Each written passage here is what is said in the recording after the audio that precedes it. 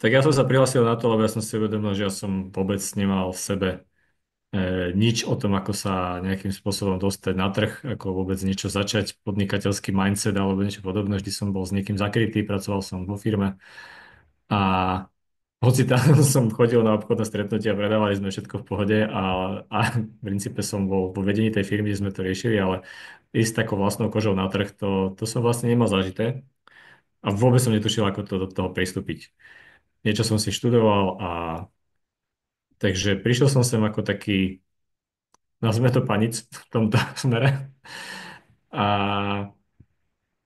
pre mňa to bola naozaj taká cesta, možno až to nazvať novonarodenie, lebo celý čas som riešil ten taký biznisový pohľad, že idem riešiť vlastne na LinkedIne biznis, téma, IT, management, mal som tam niečo vymyslené, ale nešlo to. A nechápal som tie pocity, že rob to s radosťou a všetky tieto veci, čo sme tam mali, tak proste nejak sa mi to nevedelo zaklopiť akože do. No až kým teda som sa nezačal venovať tomuto môjmu hobby a spravil som tam ten kurz a zrazu to zacvaklo, ako toto Katka mi hovorila, že to na mne bolo vizuálne vidno, že ma to baví a je to pravda. Tam som začal, že to zafungovalo, že sa mi ľudia začali ozývať, že som spravil prednášku a celé teraz proste mi to zapadá do seba. Akože je to maličko, nie je to zatiaľ nejaký veľký prielom, ale, ale proste ma to baví, takže super.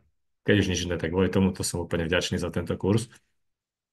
No a určite som vďačný za vás všetkých, lebo ten spôsob vedenia cez ten coaching je úplne úžasný. Akože myslím, že stále sa len potvrdzujem, že sila je v tej skupine a keď už je nejaká skupina, tak je treba dať priestor, aby to fungovalo.